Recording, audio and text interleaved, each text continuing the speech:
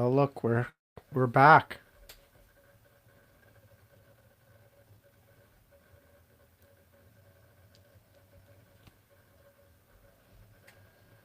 Yes. Are you trying to play something? Uh, testing, 1, 2, 3. Testing, 1, 1, 1. Testing, 1, 2, 3. Testing, 1, 2, 3. Okay, stop the recording. Testing, 1, 2, 8. Very nice. That was that was episode 659, test 128 from alexemzela.com. Anyway, we are back. And it is now Monday, July 13th, just before 7 UTC, as I am here to finish this off. And of course, time has once again gotten away from me, and it is late, and I am tired, and I have to not just record, but like put this thing together and all that kind of stuff. And I don't know exactly when I'm gonna put out the episode. Probably sometime in the next 12 hours, maybe, but we'll see. Um, anyway, I had promised a little bit of talk about the NATO summit, Iran, Air Force One, and Bin Face. So let me run through those lickety split. Lickety split. Because we don't want to take too long. Let's start out with the NATO summit. Once again, the Trump at these things is always a disaster. Um, he once again is showing his whatever it is in terms of his abilities to keep track of things and know what's going on around him declining. I mean, he said the Islamic Republic of Japan one time when he was talking about Iran. He, on a whim, apparently said we're going to cut off all trade with Spain, which of course is not happening. Um, they later said, "Oh well, Spain agreed to something," and so that's all. Whatever. And just generally veering from thing to thing. Um, One thing that did happen is he appears to be trying to adjust his position with regard to Ukraine again, now that it seems Ukraine has the upper hand on some things. Because, look, here's a fundamental thing about Donald Trump: he has no steady positions about most things, but he wants to be on the winning side. So now he's starting to hedge his bets more. Whereas, like, a year ago, it seemed pretty clear. He was like, Ukraine, you have no cards. You know, you just need to let this thing be over and accept whatever terms Russia gives you, essentially. Now he's hedging his bets more. Um, Look, my fundamental impression of the whole thing was just there goes Donald Trump once again making a fool of himself and of the country in front of the whole world. And it's just ridiculousness. But at this point, that's so normal because that's what he does all the time that I don't know, is there really a lot to say about it? He's behaving the way you expect him to behave. The, you know, as usual, these folks have to do a certain amount of sucking up to him because that's the way you get him to do what you want. I mean, on the one hand, he's like an insufferable idiot. On the other hand, he has shown himself to be easily manipulatable. Manipulatable. you flatter him in the right way, and he'll go along with what you want, even if only temporarily. Because as always, it's like, who's the last person who talked to him?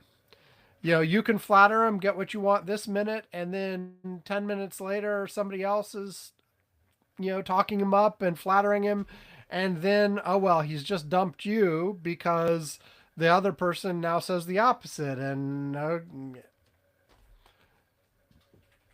it's ridiculous.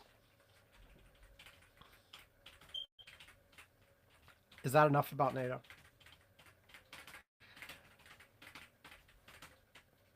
Meanwhile, Iran, we're apparently now fully at war again, although not really fully. The you know the U.S. and Iran have been trading blows back and forth.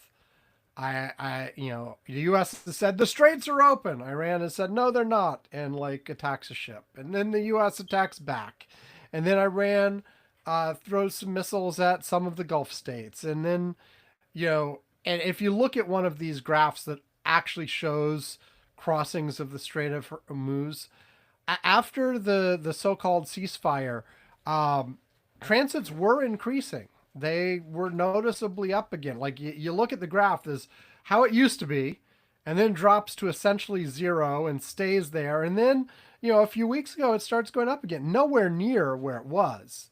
Like, I think it maxed out at like maybe 15-20% of where it was originally. But then it's going back down again. And it's close to zero again. And we'll see what it is next week. Because, fundamentally, like if you own one of these ships, do you gamble on it or not? And right now, the situation is you probably don't want to gamble because things have been getting worse over the last week. So you hang tight. And look, we're still not at the same levels of violence as the beginning of this thing. But Donald Trump declared the ceasefire over, but they're still negotiating. And look, I figure, I'd said a few shows ago that my prediction was we basically maintain the status quo from now at least until after midterms, because both Donald Trump and the Iranians know this is potentially important to the midterms because it affects the price of gas, and the price of gas affects how people are thinking about things, and that in turn affects the election. Now, we are, at the time I said that, the status quo was basically a ceasefire with occasional violations of the ceasefire on both sides. I guess we're a little bit more than that right now, but we're not in an all-out situation yet. Could it escalate more still? Yeah, of course it could.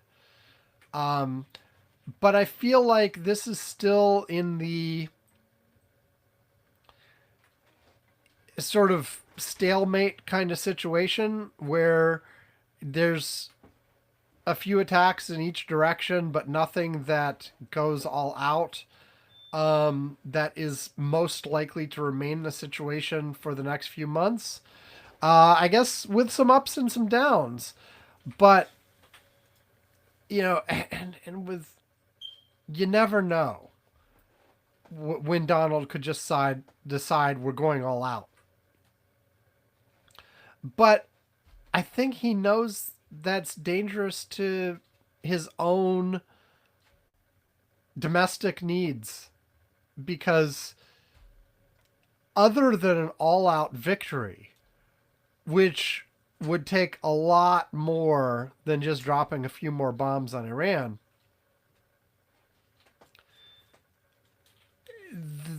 the continuation of this is not good for him.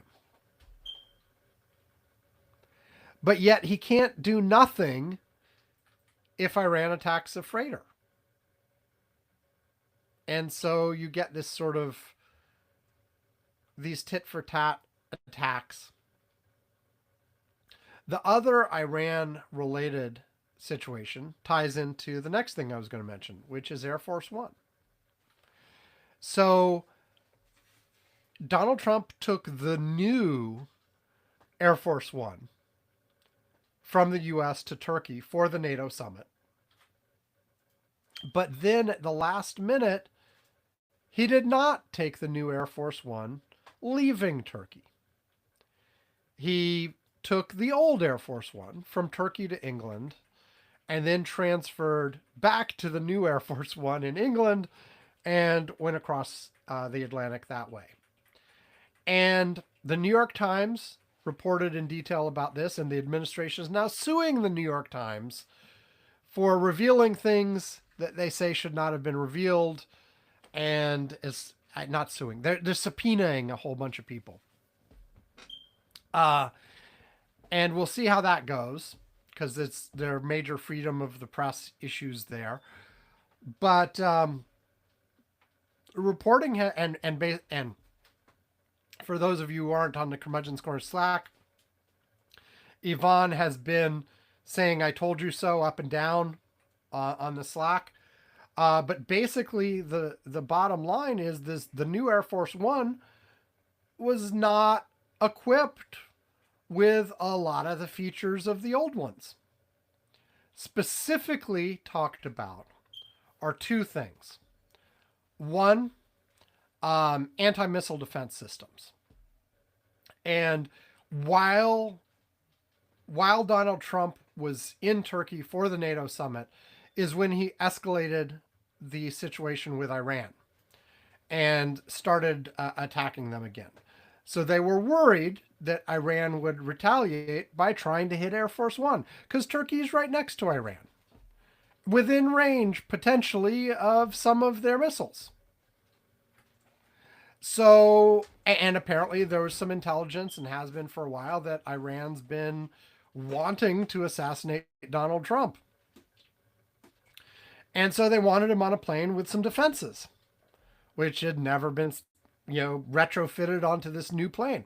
But also, and according to some of the reports, actually more directly and immediately relevant, was simply that the new plane doesn't have secure communications in the same way as the old one did either. Basically, they wanted, Donald Trump was in the midst of ordering attacks on Iran. They wanted to have a flying situation room where he could have secure conversations with the military and make the decisions that needed to be made and all of this kind of stuff in a way that, couldn't be intercepted. And the new plane doesn't have the same level of facilities for that as the old one. Because what Donald Trump really cared about are the new paint job. It's a little bit bigger. And, according to reports, it has leather seats. And the old one did not. These are the things Donald Trump cares about. Okay.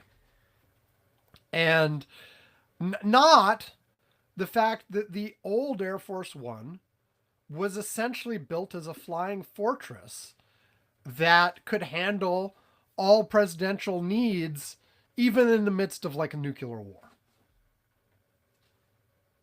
And so it's missing a bunch of stuff. And so, because that's not what was prioritized for this. Now, they're building some new Air Force Ones legitimately that Donald Trump didn't want to wait for, that also made compromises. And by the way, these compromises were agreed upon way back, like in the Obama administration. These things take a while. But like apparently the new ones they're building won't have in-flight refueling. The old ones do. And it's hardly ever been used, but it's a capability the old ones had that the new ones don't. And certainly this Qatari one doesn't. but those were deliberate decisions based on trade-offs and all of this. It seems like the Qatari jet was based on just make sure it's ready for July 4th. Whatever you need to do, just make sure it's ready for July 4th. I want to fly on it. I want my new, bigger plane with my color scheme and my leather seats and screw everything else. But the Secret Service was like, no, you're not flying out of Turkey on this thing. It's too dangerous. Priorities, man. Also, I made this comment on the Curmudgeon's Corner Slack and also on some social media, but Donald Trump also posted on Truth Soldier, on on Truth Social, this rant, basically saying to the Iranians, like, if you assassinate me, then I've left orders that you will have a full year of the most massive attacks you've ever seen without let up, and we will take massive retribution on you. A number of people, because, assassinating him would be out of the realm of what's appropriate for a war like this. A number of people have pointed out that, if they actually succeeded in assassinating him, this wouldn't be up to him. Whatever orders he left, the new president could do whatever they wanted. Now, to be completely frank, whether it was Vance or some Democrat or somebody else, there is no American president that could not respond forcefully, extremely forcefully, to a foreign power assassinating a U.S. president. It doesn't matter. Like, whether it would be the smart thing to do or not, whether or not in some cases it might be better to de-escalate the situation at that point, no American president would not react strongly to that. So a number of people have pointed that out. I don't think that's that relevant. The thing that I pointed out is, excuse me, you're saying it's illegitimate in the course of a war to go after the other side's, the enemy's leadership? How did this war start? What was practically the first shots of this war? It was an obliteration of the Iranian leadership. And not just the number one guy, but huge swaths of the leadership. It would be the equivalent of somebody coming in and assassinating not just the U.S. president, but the vice president, the cabinet, significant portions of the leadership of Congress, parts of the Supreme Court, the whole thing. Like, and so, like, people were saying, if the Iranians actually attempted to assassinate Donald Trump, that would be an escalation of the situation. Now, I'm not saying that it would be the right thing for the Iranians to do it, but it would not be an escalation. It would simply be tit for tat. It would be doing to us exactly what we did to them. And that's part of the problem with a lot of what we've been doing, is you lose any moral high ground whatsoever if you are in a situation where you try to say, like, oh, that would be wrong if you tried to assassinate our leaders. Well, you just assassinated ours. Oh, it would be wrong if you attacked us with a missile and blew up a school full of children. Oh, well, you just did that to us. Now there's a difference between doing that on purpose and doing it accidentally when you were trying to hit something else. But, and that is important. But the point is, you lose any moral high ground you may have had on those issues. And of course, the Trump administration's view on all of this, of course, is it's not. I said this a few weeks ago. It's all about might makes right.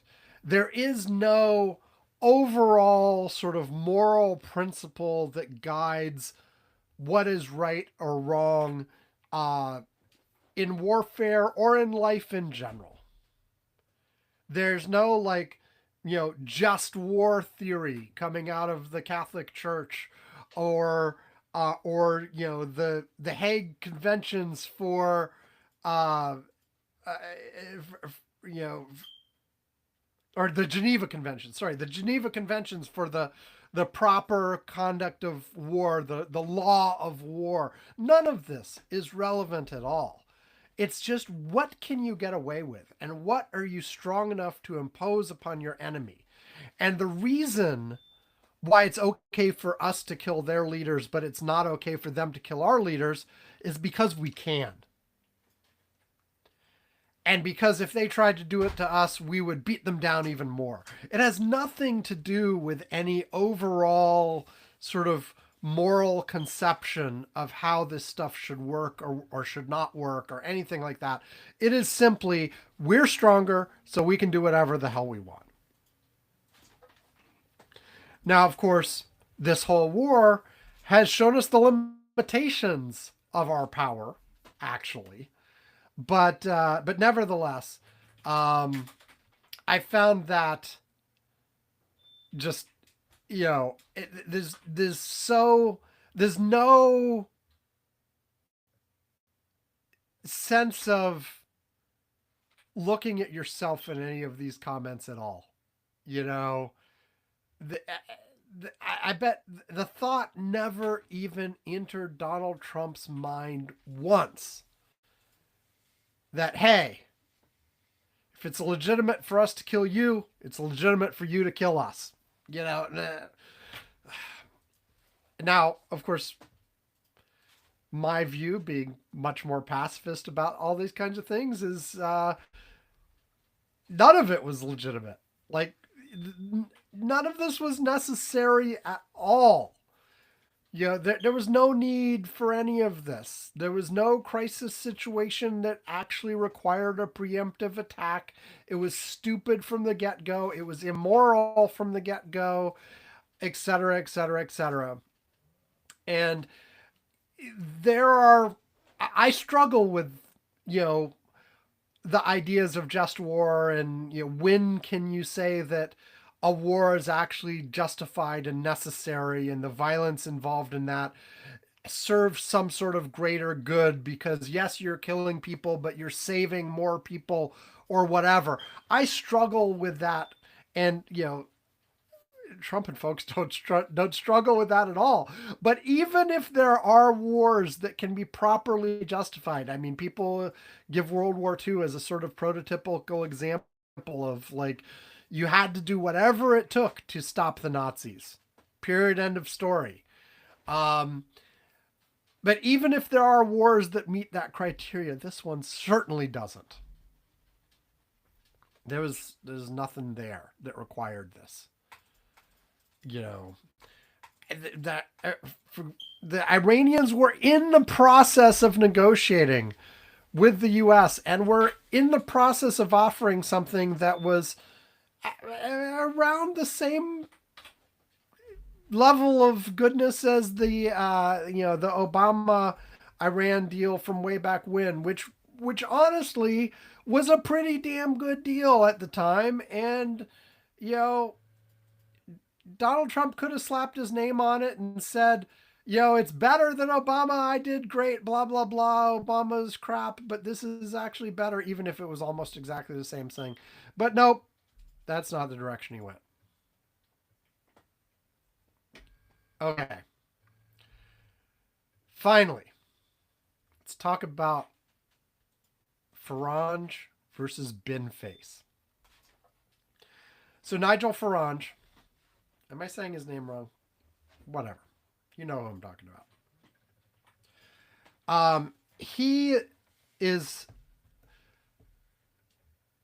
the leader of one of the primary, right wing party in the UK at this point. Like he was the big Brexit pusher, one of the big Brexit pushers, and since then has gone on sort of this nationalistic, anti-immigrant, et cetera, et cetera.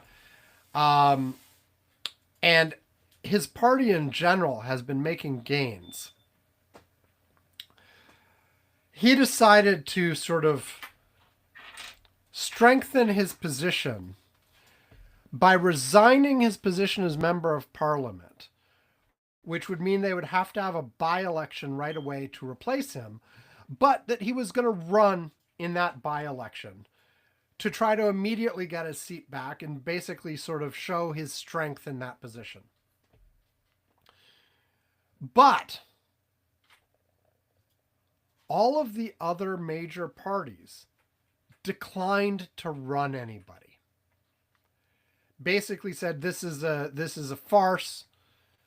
He's running in a constituency where his party is likely to win anyway. He won by a significant margin in the last election.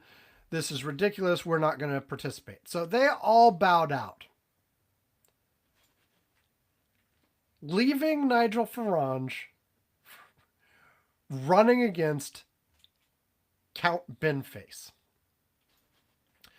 Count Binface, I think we've talked about him on the show a couple times before, is someone who for years now has been running regularly in various British elections. He is one of the joke candidates, and Britain has a bunch of these. I mean, we do too.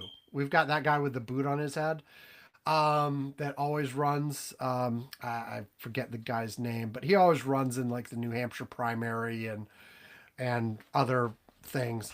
And anyway, Count Binface wears a trash can on his head and plays a character from outer space who, between intergalactic contests and conquests, comes to the UK and runs for things. And then he picks his various issues, things that are somewhat trivial and not super serious, or not the main issues of the day. Like for instance, this time around, one of the things is apparently there is a pub in this constituency where the hand dryer is located in an inconvenient place between the urinal and the sink. That, you know, it's one of these air hand dryers that like senses your presence and goes off when you're nearby, and apparently it goes off whenever anybody's at the urinal. And one of his positions is it needs to be moved to a different location. Yeah, things like that. Anyway, the only folks left contesting this with Nigel Farage are a handful of this kind of candidate. Well, I don't know if the others are wearing costumes and masks. I think some of them were real people, but real people who were not serious candidates associated with major parties. Count Binface is by far the best known of these. He's really somebody who is a comedian who does this as a bit, essentially. And I was interested in some of the coverage of this has noted that some of these joke candidates have won minor elections in the UK before. There was one that won a mayoralty, became a mayor of some town, and actually not only became mayor, served as mayor, and was re-elected as mayor of this town. So it would not be unprecedented. But Count Binface is the most well-known of these. And at this point, you have essentially a one-on-one race between Farage and Binface. And Binface has been asked, been interviewed in the press. Why are you running? Why should people elect you? I'm not Nigel Farage. In addition to all the other stuff he says, I'm not Nigel Farage. And that apparently is good enough for a lot of people. And the situation in this, by the way, because the UK has a system with a bunch of parties, Nigel Farage won this constituency by a significant margin over whichever party was second and third, fourth, fifth, but he didn't get over 50%, which theoretically leaves the possibility that if everybody who would have voted for one of the other parties just votes for Binface, Binface could win. And there's been some limited polling so far. The one polling I saw was like national polling that showed Binface actually ahead of Farage slightly, and then I don't know very very high as well. I don't know that I've seen polling specifically in that constituency only, but apparently Nigel Farage is running scared a little bit. They have reallocated resources from other races in the UK, from like a mayor's race that's going on, to this one because people are actually getting excited about Binface and just frankly wanting to stick it to Farage. And what better way? Yvonne and I talked a few weeks ago, the last time Binface came up, because in the elections in the UK, everybody stands up on a little stage together when they report the results. And Binface was there when the I suck at names. When the guy they expect, Burnham, I think it's Burnham, the guy they expect to probably be the next prime minister of the UK. When he won his election a few weeks ago, Binface was there too. You know, it's just one of those things that happens. And, they are all on stage together. And this would just be hilarious. That's all I got to say. I don't know that the guy's going to win, but it would be hilarious if he did. It would just be perfect. Now, apparently, Parliament does have some rules. If he did get elected to Parliament, he would not be able to wear his bin in Parliament. Now, he's said, hey, they make exceptions for rules all the time. They should make an exception for me. We'll see how that happens. If that happens. It'd be great. Anyway, and honestly, this is,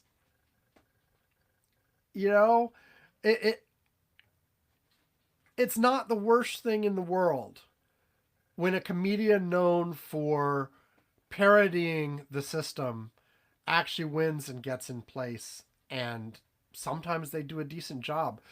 A reminder that Zelensky, before he was president of Ukraine, of Ukraine, the is a Russian thing.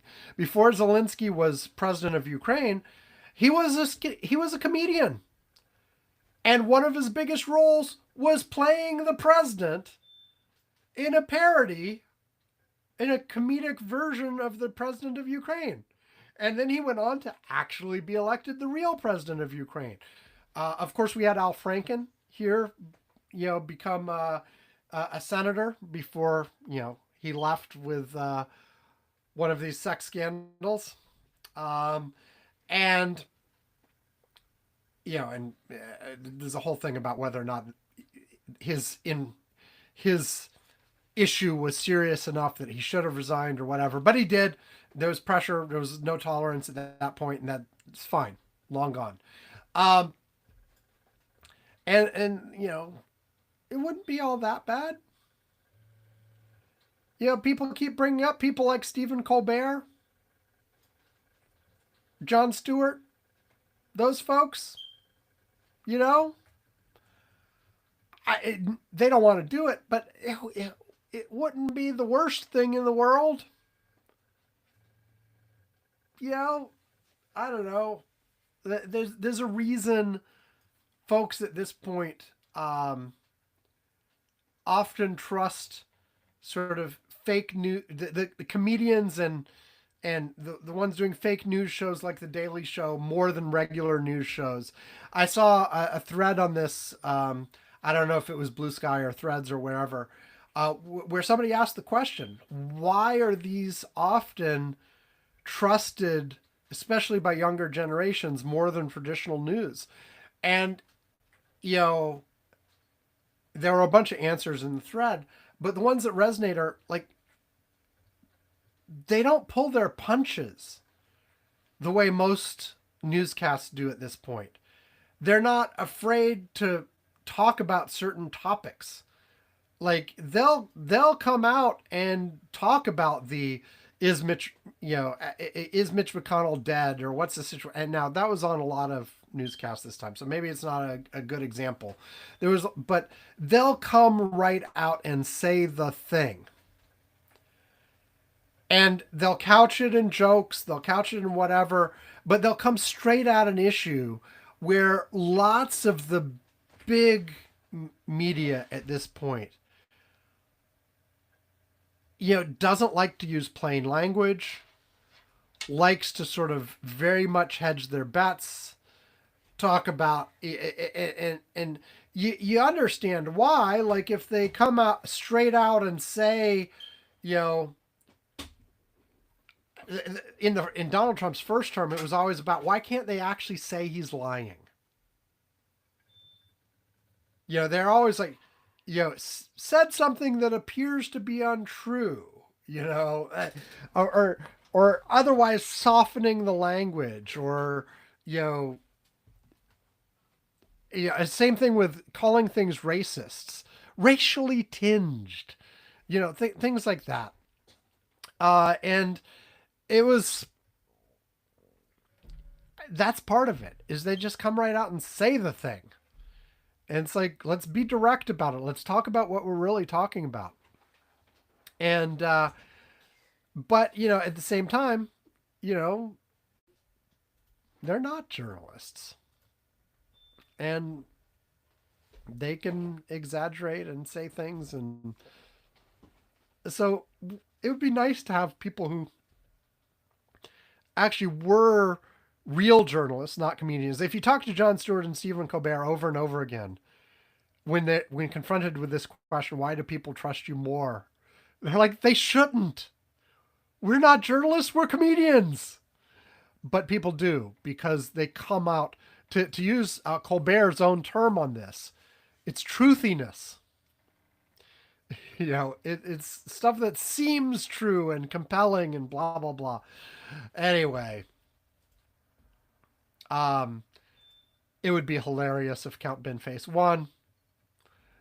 I suspect in the end he probably won't actually win. It would be awesome if he did, but it's clear that he's going to come closer than would be comfortable. And these elections, these snap by-elections are pretty quick, so we'll know in a few weeks. Other countries do this in a nice way where these things are fast. Well, hell, I mean, the Lindsey Graham replacement election is going to be really fast. The choice of the new person to replace Plattner is also going to be pretty fast. So sometimes we can do things quickly. But, on the other hand, the 2028 presidential election invisible primary has already started. I feel late in setting up election graphs because it's already going on. But the traditional start point is the midterms, which still leaves you with 2 years for a presidential election. Even if you don't count what's already happening is happening. Because it's really, at this point, it's close to the whole 4 years. Anyway. We'll see what happens with Count Binface. And I guess with that, it's time to wrap up. So, what should I say? What should I do? How should I wrap up?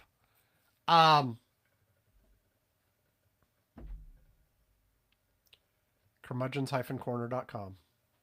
You knew that was coming. Go there, find our transcripts, find all the ways to contact us, listen to old shows. We're coming up quick on episode 1000. This is episode 996. So we only have 997, 998, 999, and then episode 1000. I keep feeling like I should do something special and prep something special for episode 1000. We'll see. If I get around to it, I will. If I don't, I don't. Whatever. Anyway, you can also, of course, go to our Patreon where you can give us money at various levels. We will mention you on the show. We will ring a bell. We will send you a postcard. We will send you a mug.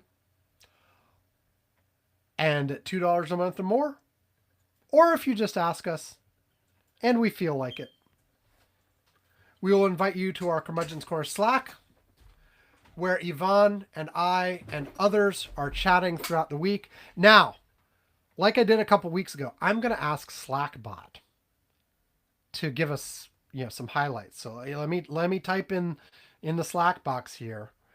What were the biggest topics of conversation on the Slack over the last week? Hit return. Let's see what Slackbot says. Okay. Here's a rundown of the biggest topics on the Curmudgeon's Corner Slack over the last week, roughly July 6th through 13. Okay.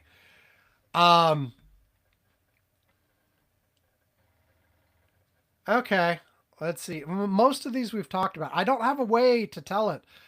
Give me things that we have not talked about on the show because it hasn't been listening to the show. But number one, the U.S.-Iran war / Middle East escalation. Number two, Air Force One and the new presidential plane fiasco. Number three, the death of Senator Lindsey Graham. Number four, the Washington Post sports section being shown as a proof of life of Mitch McConnell.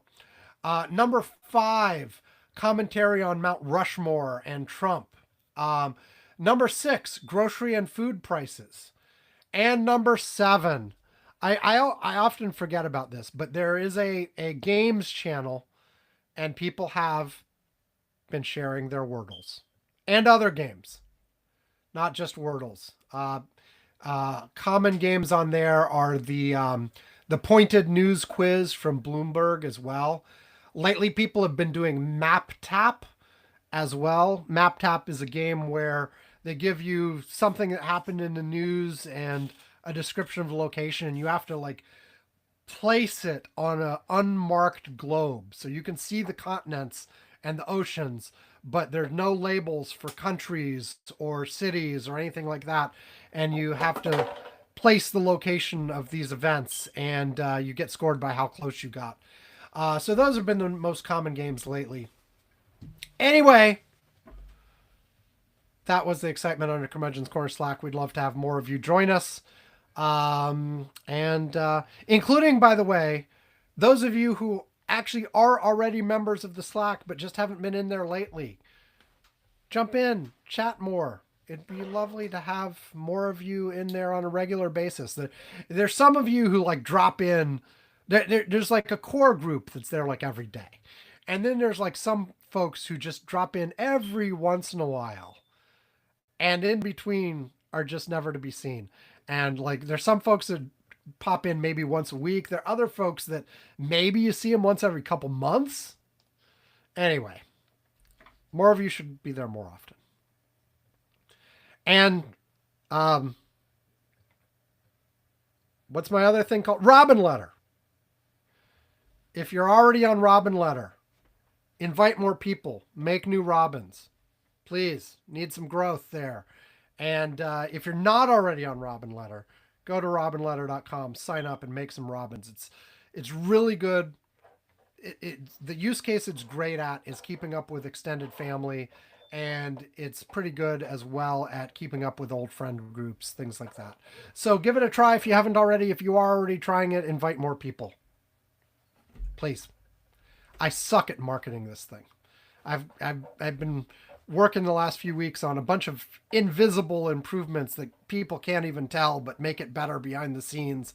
And I'm frustrated at my level of progress and want to build a few things that'll actually people will see them immediately, but like I'm doing some things I feel like have to get done first, but it's annoying, and and and I still suck at marketing. So I really, if you know somebody, if you out there are know something about marketing and are decent at it and want to help me, drop me a line. I need help on that side of things. Anyway, it is time to say goodbye. So goodbye, everybody. Have a great week. We'll see you next time. Later. You know, I was going to end with later instead of goodbye, but I always say goodbye at the end. Goodbye.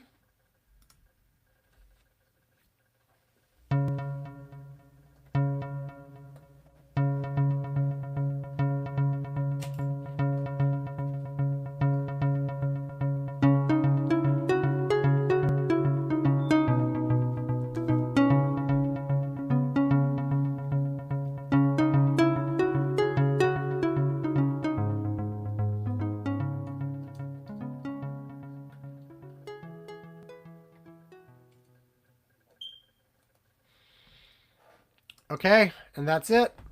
Goodbye to the live stream, folks, too. Later. See, I actually ended with later there, except I didn't because I kept talking. Bye.